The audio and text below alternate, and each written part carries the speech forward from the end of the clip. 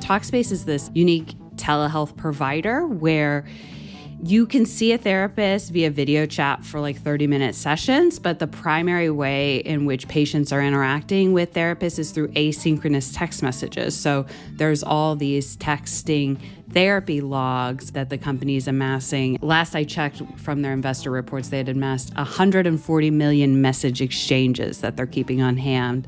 So you can imagine that's a lot of very private, very sensitive information about people's deepest, darkest thoughts. This is Crisis Talk. I'm your host, Stephanie Hepburn. Today, Annie Gilbertson joins me. She's an investigative reporter and managing editor for Proof News, a new nonprofit newsroom examining the social impacts of AI. In today's episode, we talk about a case she reported on, a nurse practitioner who was fired by her employer when she was 9 months pregnant. When she sued her employer, they subpoenaed her Talkspace therapy transcripts and used them against her in court. Annie and I discuss HIPAA and how in creating the 1996 federal law, which is intended to protect sensitive patient health data, legislators couldn't foresee the internet of today, let alone the coming of AI. Let's jump in. I'm Annie Gilbertson, investigative reporter with Proof News, and that is a new nonprofit newsroom, and we cover artificial intelligence. Annie, you did investigative reporting on a case where Talkspace allegedly released patient transcripts. Can you tell me what happened? Sure. So the case is out of Kansas, and a nurse practitioner had lost her job when she was nearly 9 months pregnant. And as part of that lawsuit, she filed a pregnancy discrimination suit against her employer. It was a hospital system in Kansas. And as part of that lawsuit, her therapist was brought in as an expert witness.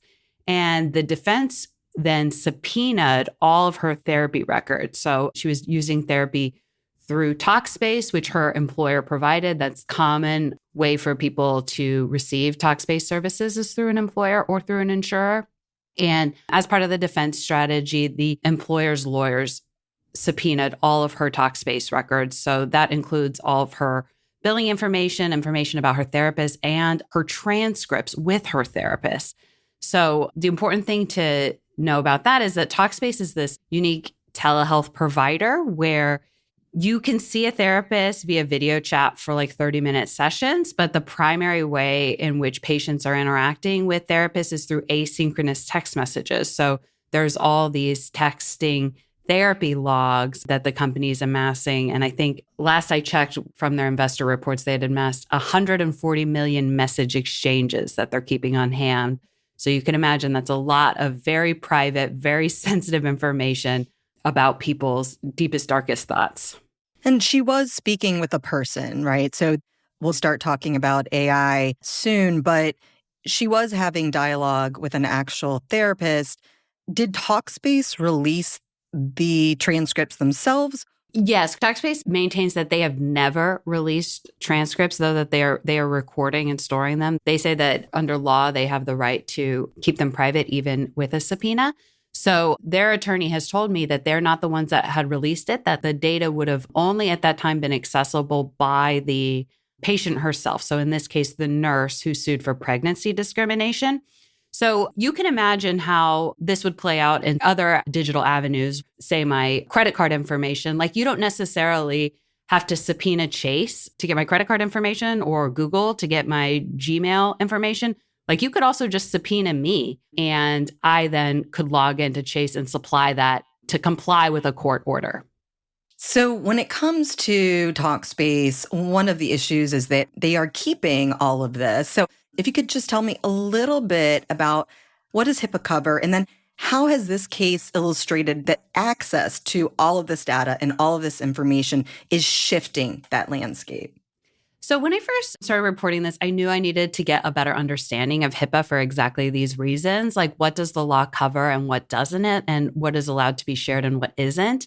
And I became extremely fascinated into sort of the architecture of this law, and maybe even more importantly, like who this law is supposed to be working for. Is it really working for patients, or is it really working for providers? So the law came into effect decades ago, and it was really about providers, whether they're primary care providers, therapists, you name it in the medical industry, are able to transfer information with insurance companies for billing purposes, right? And then how do you protect that information?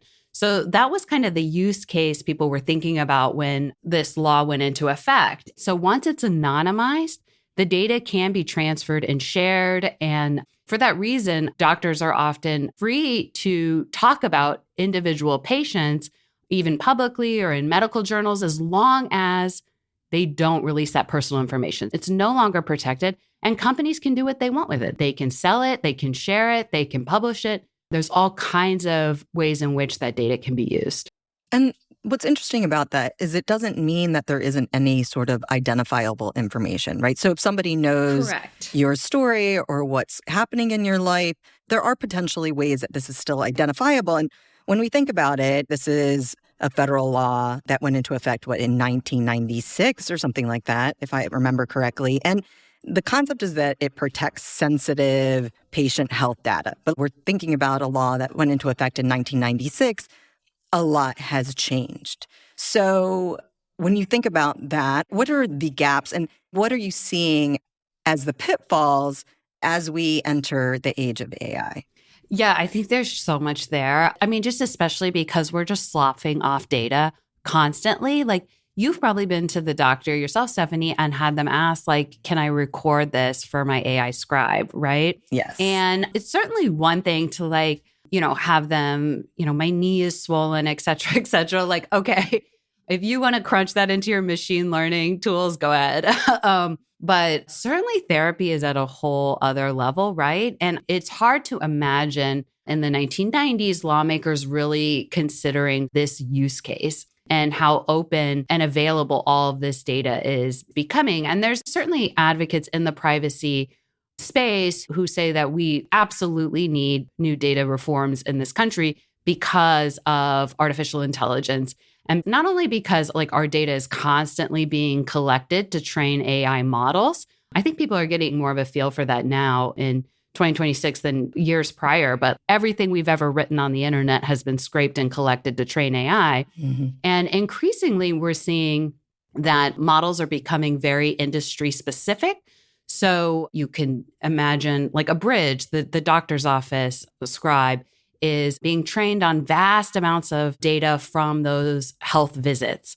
And there's use cases in law and in other fields as well. And same is true for mental health. There's a huge value in collecting massive amounts of transcript data from therapy logs to train AI models for specific mental health uses.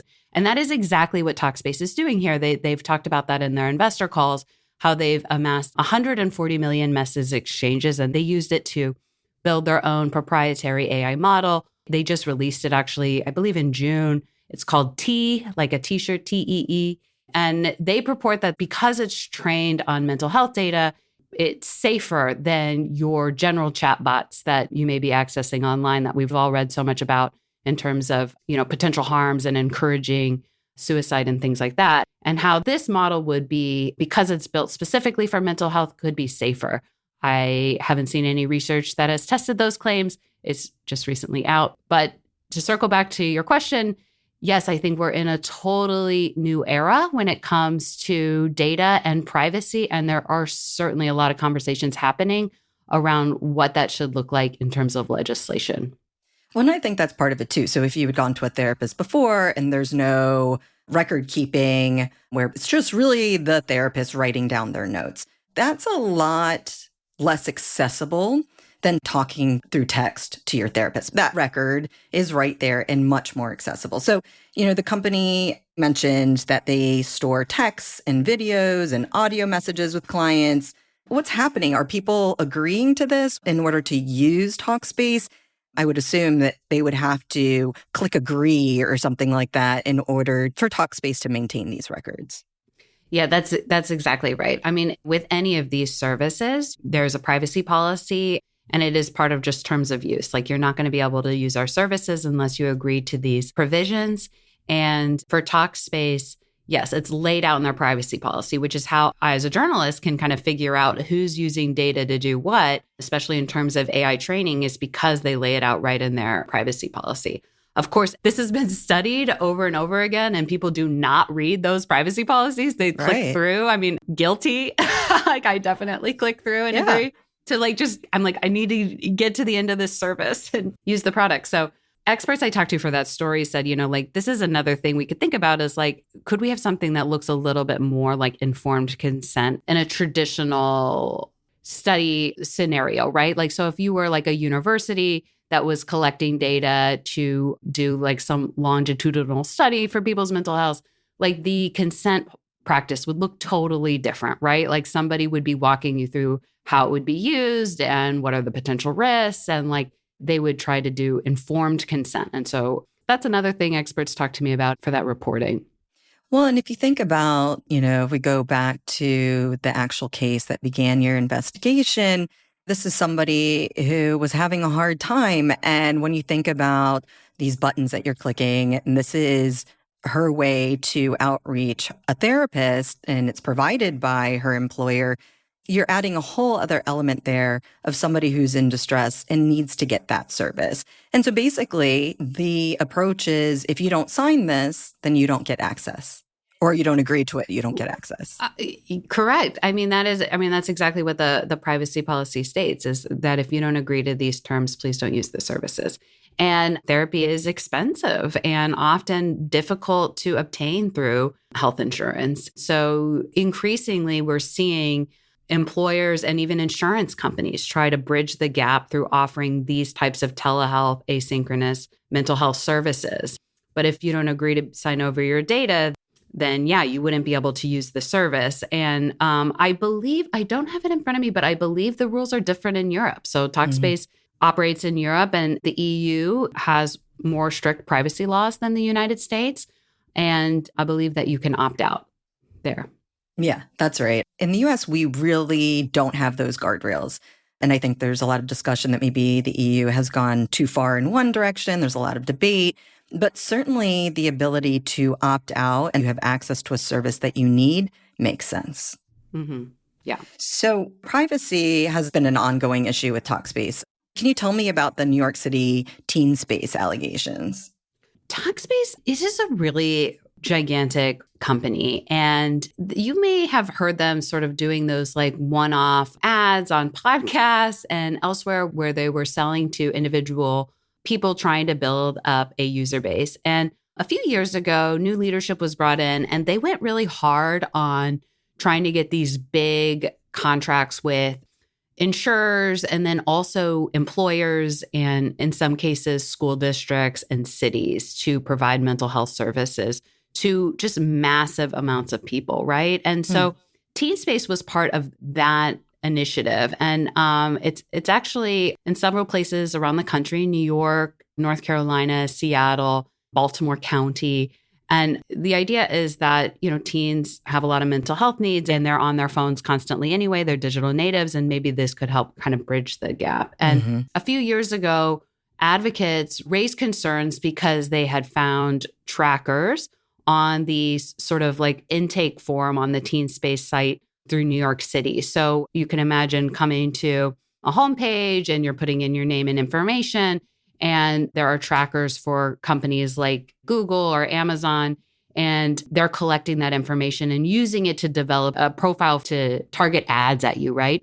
And so they had raised flags that this was happening on the Teen Space site in New York, and the New York ACLU wrote a letter, and it looks like they ended up having to make a bunch of changes where they had to ensure that the website was not collecting teen data and essentially giving it to advertisers. Oh my gosh. Yes, exactly. And so we actually followed up on that and checked and made sure that was still the case. And we also didn't find in these later years any evidence that was still going on. But you can imagine that would be very sensitive, right? Oh, yeah.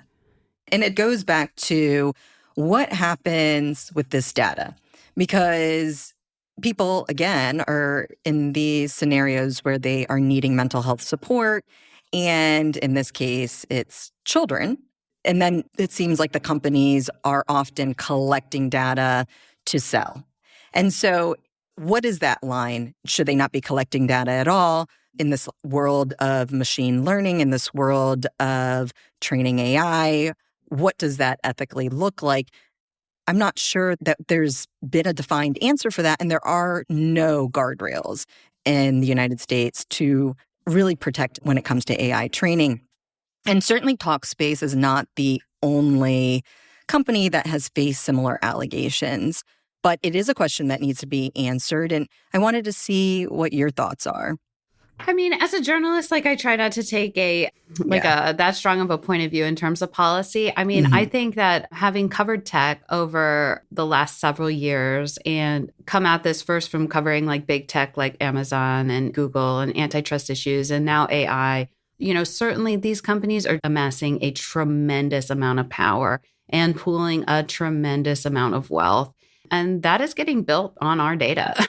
And I certainly think that there should be more policy discussions in terms of like, what does an even playing field actually look like? And what is a fair playing field? And how much say should individual people and certainly minors have in terms of how their data is used and capitalized on by a gigantic corporation? In your research, have you identified AI therapy laws? Are there states that are banning AI therapy bots? And if not, do they have some bills on the table? Have you looked into that? Yeah, there's actually just like my colleague at Proof, Rebecca Plevin, has done some initial reporting on tracking some of this legislation. And there are several pieces of legislation across the country where people are looking specifically at mental health and at like ambient listeners in doctors' offices. But it really feels like the public has a different palette for, again, being like in a doctor's office talking about your swollen knee and being recorded versus having your therapy conversations recorded. So we've seen legislation in California where it hasn't passed yet that the platforms obtain consent before they record therapy sessions. We've seen in other states laws that have passed, including in Illinois, where therapy can only be provided by a licensed therapist. And I believe the language in California is a little bit looser. It's something like therapeutic decisions can only be made by a licensed provider. So, what constitutes a therapeutic decision? And I guess I also have questions of like, well, isn't that already a law? So depending on what a decision is. But yeah, we're seeing a ton of action around this stuff. And then, of course, there's the people trying to put in guardrails on the mainstream chatbots, right? Especially with teens and trying to put in age verification. And there's tons of conversations about who's liable when the chatbot kind of goes off the rails and encourages really dangerous behavior and how that affects teens. So much happening in terms of policy discussions at the state level. So, Annie, it's interesting when you talk about these age limits. I know in the UK, they have implemented age limits. And I plan to do an interview in the future with somebody who this is their area of expertise. I've been kind of, to be honest, reluctant to believe that this is feasible.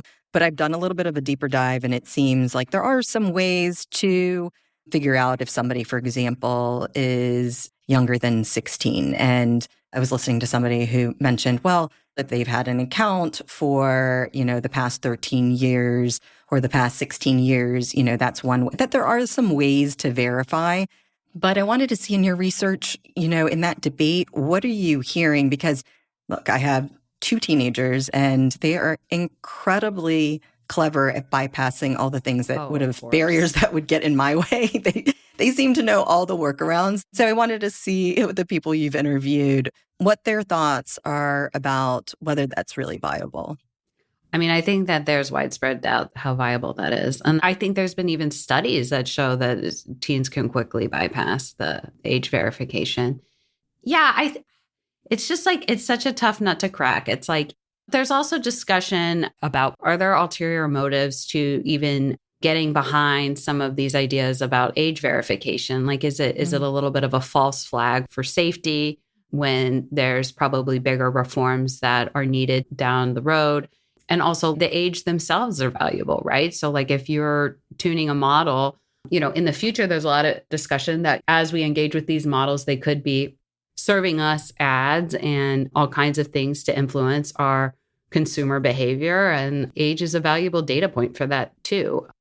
And the ways in which a lot of those conversations are completely accessible, like unless you're using a paid tier for many of those mainstream chatbots, but their researchers can go in and just like look at your entire chat history to see how the model's performing. So there's certainly not a ton of privacy when you're using just the free versions of these bots. But those are all conversations that are certainly happening. So when you talked to Jennifer Camras's therapist, what were her concerns?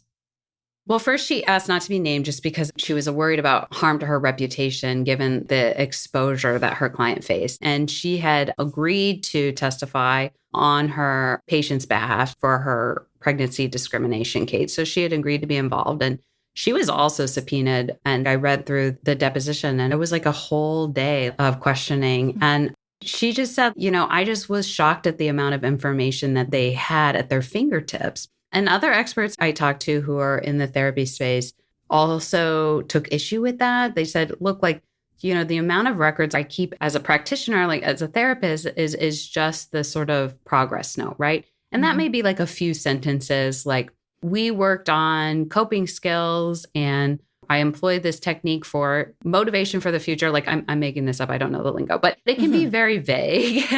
As to sort of like what was discussed and what therapeutic intervention was deployed. And certainly not the very specific details of like, here's how I'm feeling about my marriage and here's how I'm feeling about my job. Like that's not typically information that's kept that way. So that's what she reiterated to me was like, I was just shocked at like how much was available because of this new dynamic, new platform. And that's really the issue, right? So Talkspace pushed back on who released the information, but the reality is what information is being stored. So when Camras went in to follow the subpoena, or her attorney did, regardless of whether it was Talkspace or her who released it, it's really about going into that account and that information is all there. Yeah, it's all there. It's all kept. I mean, Talkspace lays that out also in there. I don't know if it's in their term of service or in their privacy language, but essentially that there are inherent risks of exposure with any data that is being kept. To go back to the credit card example, like I had to go replace my credit card a couple of weeks ago because of course my number got swiped again. Like, I don't know how people get this, but like it seems every couple of years I'm having to replace it. So there's just inherent risks with keeping any kind of data. And of course, the company would say that they're following, the industry standard practices for keeping data protected and safe. But as we're learning now with these new AI models too, like a lot of our cybersecurity defense mechanisms are showing new vulnerabilities. And I think like the other point to this too, like it is about the data being kept, but it's also about how people's data is being used and whether or not they really have consent over how their data is being used. And certainly like the amount of information that you and I have put into the digital ecosystem that has been vacuumed up to train AI models is like stunning. Like I know you've published books, like your books may be in there. Like I've certainly published numerous articles that have been sucked up into AI and now it's videos. And if you're posting pictures of your kids on Instagram and you don't have a private account, like those very well may be being used to train AI models. So it's just kind of incredible to the extent that our information is exposed to being scraped and then being monetized by these gigantic companies. Right. And I think your point is right on to say, then what? Not only is this data being amassed, but how is it being used? And I think that is so critical. And there needs to be a deeper dive in terms of what that looks like, but also what can be done to protect individuals. There's the company onus, but there's also what can we do for ourselves? And in your investigations, if you delete your Talkspace account, what happens to your data? Oh, that's a good question. I think I read that you can ask for your information to be deleted. I believe that is California state law. California is often, and New York as well, but they're often on the forefront of stricter privacy and data protections and stricter rules on the tech platforms. So if they set a standard, it's often easier to comply, if you just like have it available for everyone, not just in the state of California. So yes, you can request that it's deleted. I don't know that you yourself can go in and empty your inbox, right? And I don't know. Well, thank you so much, Annie. Do you have any final thoughts? Like, what are you working on now in this space? Oh, I do. So if there are any Talkspace or other types of telehealth therapists or other people in the mental health space that are encountering AI or that are using AI as part of their practice or their employer is starting to roll out AI. Like, we're so interested in this space. I just don't think that there's enough coverage happening in terms of the Venn diagram that is artificial intelligence and mental health. And so I would love to hear from you. You can find me at proofnews.org. If any of your listeners also are interested in following up on more mental health and AI, but also other AI and work coverage, like, we have a newsletter. So I'll plug that too. You can find that on our website at proofnews.org. I'll also put that in the show notes. Well, thank you so much, Annie. Thanks, Thank Stephanie. you for talking to me. I really appreciate it. Thanks, Stephanie.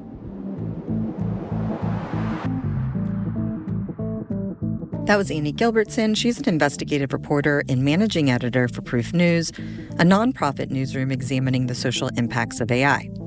I'll include her contact information in the show notes. If you enjoyed this episode, please subscribe and leave us a review wherever you listen to the podcast. It helps others find the show. Thanks for listening. I'm your host and producer. Our associate producers are in Koenig.